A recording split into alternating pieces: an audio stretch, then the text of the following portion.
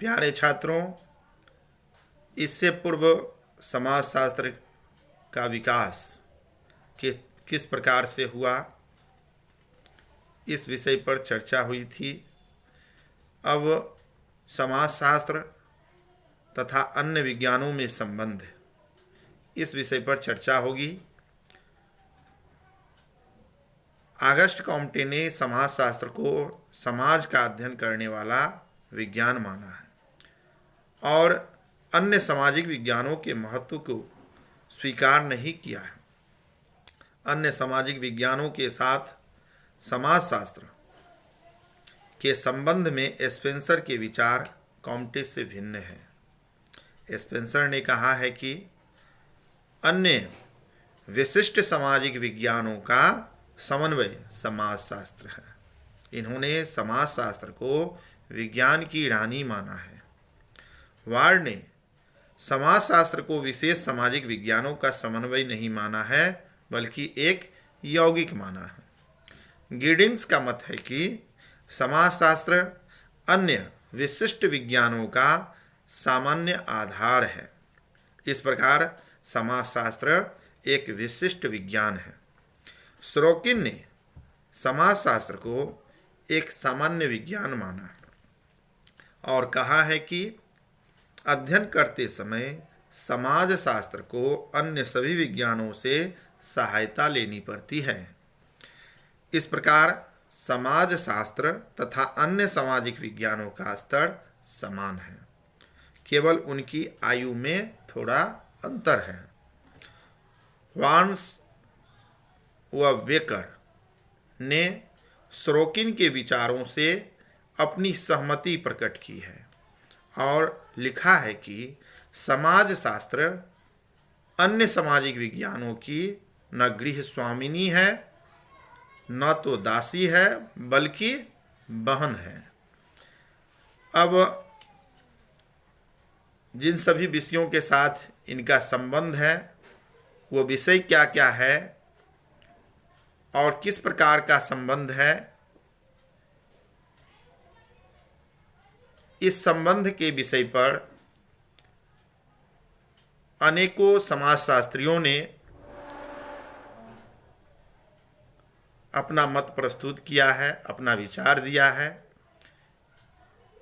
इस विषय पर जो है सो चर्चा होगी। सबसे पहले समाजशास्त्र और मनोविज्ञान में संबंध। मैकाइवर समाजशास्त्र विशेष रूप से मनोविज्ञान को सहायता देता है, जिस प्रकार मनोविज्ञान समाजशास्त्र को सहायता देता है। ये मैकाइवर का मत है। अब जिन्सबर्ग ने मनोविज्ञान और समाजशास्त्र की सीमाएं कुछ स्तरों पर परस्पर इतनी मिल गई है कि उनमें कोई विभेद करना संभव नहीं है। ये जिन्सबर्ग अपना विचार प्रस्तुत किए।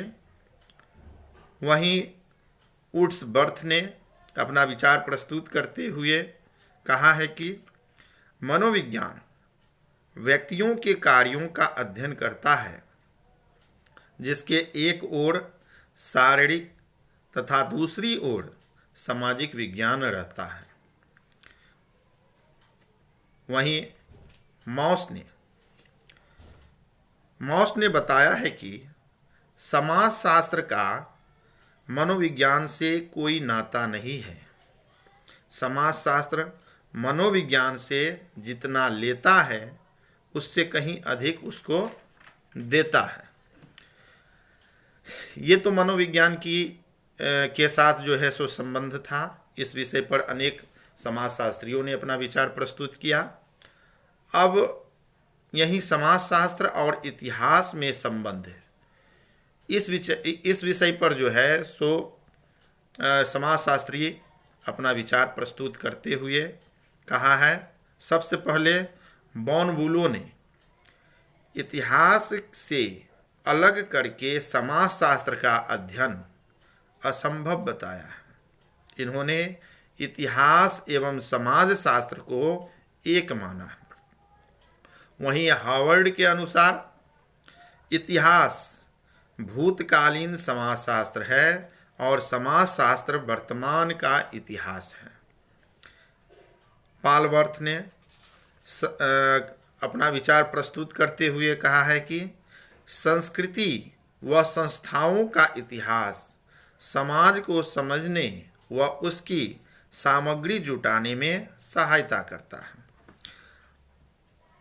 अब बीड स्ट्रीट ने अपना विचार प्रस्तुत करते हुए कहा है कि यदि भूत को शताब्दी से लुढ़कता हुआ वस्त्र मान लिया जाए तो इतिहास की रुचि उन विशेष धागों एवं किनारों में होगी जो इस वस्तु को निर्मित करते हैं, जबकि समाजशास्त्र की रुचि इस वस्त्र के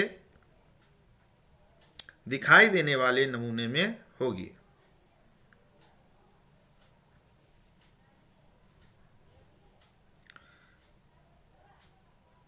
बीड स्ट्रीट के विचार पर पुनः कहना चाहेंगे कि बीड स्ट्रीट ने यदि भूत को शताब्दी से लुढ़कता हुआ वस्त्र मान लिया जाए तो इतिहास की रुचि उन विशेष धागों एवं किनारों में होगी जो इस वस्तु को निर्मित करते हैं, जबकि समाजशास्त्र की रुचि इस वस्त्र के दिखाई देने वाले नमूने में होगी। पेरेटो ने अपना विचार प्रस्तुत किया है कि इतिहास कुलीन तंत्रों का कब्रिस्तान है। इतिहास कुलीन तंत्रों का कब्रिस्तान है, ये पेरेटो ने कहा है। अब समाजशास्त्र और अर्थशास्त्र में संबंध। समाजशास्त्र और अर्थशास्त्र में संबंध पर चर्चा करते हुए ऑगस्ट कॉम्टे, मील, मार्क्स आदि अर्थशास्त्री एवं समाजशास्त्री दोनों रूपों में प्रसिद्ध हुए। समनर, दुर्खिम, पेरेटो तथा वेबर ने आर्थिक संस्थाओं के माध्यम से ही समाज का अध्ययन करने का प्रयत्न किया है। वहीं पार्सन्स ने तो आर्थिक सिद्धांत को समाजशास्त्रीय सिद्धांत का अंग माना है। बीड स्ट्रीट अर्थशास्त्र को समाजशास्त्र की दासी कहा है। कॉम्टे अर्थशास्त्र को समाजशास्त्र की एक शाखा माना है। तो प्यारे छात्रों, अब ध्यान देने की बात यह है कि ये सभी विचार जो अनेक समाजशास्त्रियों के द्वारा दिया गया, ये अनेकों परीक्षाओं में, प्रतियोगिता परीक्षाओं में वस्तुनिष्ठ प्रश्नों के रूप में भी आता है। तो इस सभी विचारों को, समाजशास्त्रियों की विचारों को ध्यान से सुनने, समझने और आत्मसात करने की ज़रूरत है। अब समाजशास्त्र और राजनीति शास्त्र में संबंध।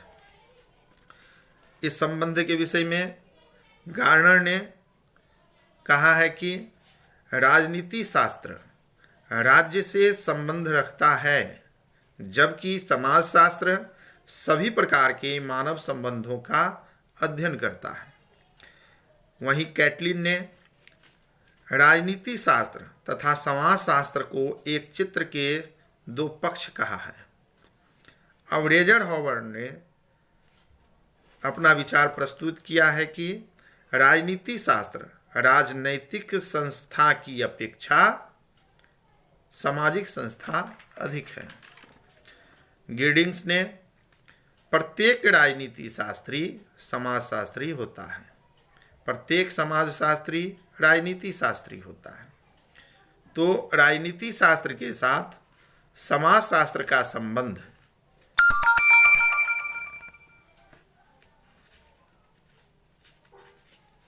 इस संबंध के विषय में अनेक विद्वानों ने अपना विचार दिया। अब आगे है कि समाजशास्त्र और मानव शास्त्र में संबंध। क्रोवर ने समाजशास्त्र तथा मानव शास्त्र को जुड़वा बहने कहा है। वहीं हेज ने व्यापक अर्थों में समाजशास्त्र और मानव शास्त्र बिल्कुल समान व एक हैं। प्रोफेसर सत्यव्रत ने, यदि समाजशास्त्र के कपड़े उतार दिए जाएं तो मानव शास्त्र बन जाता है, और मानव शास्त्र को कपड़े पहना दिए जाए तो समाजशास्त्र बन जाता है। क्लुखौन ने अपना विचार प्रस्तुत किया है कि समाजशास्त्र का दृष्टिकोण व्यवहारिक तथा वर्तमान की ओर उन्मुख है, और मानव शास्त्र का दृष्टिकोण विशुद्ध ज्ञान और भूतकाल की ओर उन्मुख है। वॉटोमोर ने कहा है कि समाजशास्त्र और मानव शास्त्र, इन दोनों विषयों के बीच किसी प्रकार के विभाजन को अनावश्यक माना है।